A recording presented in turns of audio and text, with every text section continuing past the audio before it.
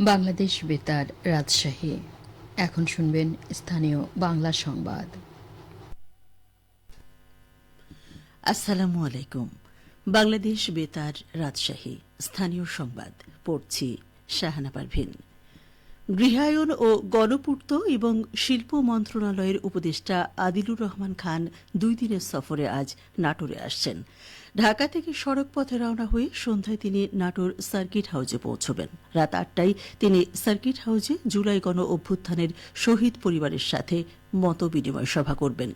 উপদেষ্টা আদিলুর রহমান খান আগামীকাল সকালে জুলাই শহীদের কবরস্থান জিয়ারত করবেন। সকাল 9টায় সরকারি গণগ্রন্থাগারের সামনে সদ্য নির্মিত জুলাই শহীদ স্মৃতিস্তম্ভ উদ্বোধন করবেন উপদেষ্টা। পরে তিনি উত্তরা গণভবন পরিদর্শন করবেন। রাকসু নির্বাচনকে ঘিরে শিক্ষার্থীদের অসৌজন্যমূলক আচরণের সমালোচনা করে শিক্ষার্থীদের ছাত্রসুলভ আচরণের উপদেশ দিয়েছেন রাজশাহী বিশ্ববিদ্যালয়ের উপাচার্য প্রফেসর ড সালেহ হাসান নকিব। তিনি বলেছেন, শিক্ষার্থীরা ছাত্রসুলভ আচরণ ও নিয়ম কানুনের মধ্যে থাকতে না পারলে নিজেদের রাকসুর অযোগ্য বলে প্রমাণ করবে। তিনি গতকাল বিশ্ববিদ্যালয়ের তাজউদ্দিন আহমেদ সিনেট ভবনে আয়োজিত সংবাদ সম্মেলনে এসব কথা বলেন। সংবাদ সম্মেলনে অন্যান্যদের মধ্যে রাবি উপ উপাচার্য অধ্যাপক ড মাইন উদ্দিন, উপ উপাচার্য অধ্যাপক ফরিদ উদ্দিন খান, রেজিস্ট্রার অধ্যাপক ড ইফতেখারুল আলম মাসুদ, জনসংযোগ দপ্তরের প্রশাসক অধ্যাপক আক্তার হোসেন মজুমদার উপস্থিত ছিলেন। বগুড়ার শেরপুরে পল্লী সড়ক ও কালভার্ট মেরামত কর্মসূচির আওতায় নিয়মিত রক্ষণাবেক্ষণ কাজে নিয়োজিত কর্মীদের চাকরির 3 বছরের মেয়াদ শেষ হওয়ায় সঞ্চয়ের চেক বিতরণ করা হয়েছে। গতকাল উপজেলা পরিষদ হলরুমে আয়োজিত অনুষ্ঠানে 42 জন কর্মীর প্রত্যেককে 1,80,000 টাকা করে মোট 75,60,000 টাকা চেক প্রদান করা হয়।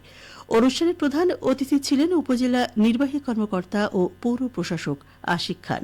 এ সময় উপজেলা প্রকৌশলী আব্দুল মজিদ, সহকারী প্রকৌশলী আব্দুর রশিদ বিশেষ অতিথি হিসেবে উপস্থিত ছিলেন। অনুষ্ঠানে বক্তারা বলেন, এই কর্মসূচির মাধ্যমে গ্রামীণ সড়ক ব্যবস্থার উন্নয়ন হয়েছে এবং কর্মসংস্থানের সুযোগ তৈরি হয়েছে। সিরাজগঞ্জে যমুনা নদীর পানির বৃদ্ধি অব্যাহত রয়েছে। বাড়ছে চলনবিল সহ অভ্যন্তরীণ নদ নদীর পানিও। গত 24 ঘণ্টায় যমুনা নদীর পানি 3 সেন্টিমিটার বৃদ্ধি পেয়ে আজ শহর রক্ষাবাদ পয়েন্টে বিপদসীমার 93 সেন্টিমিটার নিচ দিয়ে প্রবাহিত হচ্ছে। একই সময়ে 1 সেন্টিমিটার বৃদ্ধি পেয়ে কাজীপুরের মেঘাইঘাট পয়েন্টে যমুনা নদীর পানি প্রবাহিত হচ্ছে বিপদসীমার 117 সেন্টিমিটার নিচ দিয়ে। বাংলাদেশ পানি উন্নয়ন বোর্ড সিরাজগঞ্জের গেজ রিডার হাসান মামুন বলেন, পানির বৃদ্ধি অব্যাহত থাকলেও পরিমাণ অনেকটা কমে এসেছে। যমুনা নদীর সাথে সাথে বাড়ছে চলনবিল সহ জেলার অভ্যন্তরীণ বড়াল, ইছামতি, করতোয়া, ফুলঝোড় ও হুরা সাগর নদীর পানিও। পানির বৃদ্ধি পেয়ে নদী তীরবর্তী চরাঞ্চল ও নিম্নাঞ্চলের বিভিন্ন স্থানে ফসলি জমি তলিয়ে গেছে, নষ্ট হয়েছে শাকসবজি সহ উঠতি ফসল।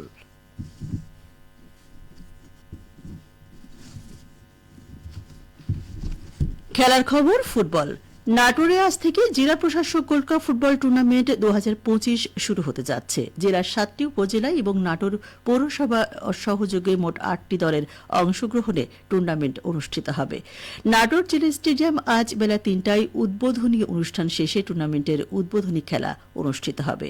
আগামী 10 সেপ্টেম্বর প্রথম সেমিফাইনাল এবং 13 সেপ্টেম্বর দ্বিতীয় সেমিফাইনাল অনুষ্ঠিত হবে। 19 সেপ্টেম্বর অনুষ্ঠিত হবে ফাইনাল। এদিকে বগুড়া জেলা প্রশাসন ও জেলা ক্রীড়া সংস্থার আয়োজনে আগামী রবিবার থেকে শুরু হচ্ছে জুলাই শহীদ স্মৃতি জেলা প্রশাসক গোল্ড কাপ ফুটবল টুর্নামেন্ট।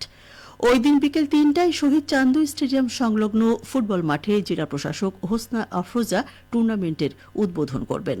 টুর্নামেন্টে জেলার 12টি উপজেলা দল অংশ নেবে। উদ্বোধনী খেলায় প্রতিদ্বন্দ্বিতা করবে গত আসরের চ্যাম্পিয়ন দুপচাচিয়া উপজেলা বনাম সারিয়াকান্দি উপজেলা। গতকাল জেলা প্রশাসকের সম্মেলন কক্ষে আয়োজিত সংবাদ সম্মেলনে এসব তথ্য জানান জেলা প্রশাসক হোসনা আফরোজা। এ সময় উপস্থিত ছিলেন অতিরিক্ত জেলা প্রশাসক সার্বিক ও টুর্নামেন্ট কমিটির আহ্বায়ক মিসবাউল করিম, জেলা ক্রীড়া অফিসার ও সদস্য সচিব আলমগীর হোসেন, জেলা ক্রীড়া সংস্থার আহ্বায়ক কমিটির সদস্য সচিব তোসাদ্দেক হোসেন। 12টি উপজেলা দলকে 4টি গ্রুপে ভাগ করা হয়েছে। ক গ্রুপে শাহজাহানপুর, সোনাতলা ও কাহালু, খ গ্রুপে শেরপুর, শিবগঞ্জ ও গাবতলী, গ গ্রুপে আদমদিঘি, বগুড়া সদর ও নন্দীগ্রাম এবং ঘ গ্রুপে সারিয়াকান্দি, ধুনট ও দুপচাচিয়া উপজেলা। সবশেষে আবহাওয়া। আজ দুপুর 12টায় রাজশাহীতে তাপমাত্রা ছিল 34°C। এ সময় বাতাসে আপেক্ষিক আর্দ্রতার পরিমাণ ছিল 62%। রাজশাহী পার্শ্ববর্তী এলাকায় আজ সূর্যাস্ত সন্ধ্যে 6:19। সংবাদ শেষ হল। আমাদের পরবর্তী সংবাদ দুপুর 2:05।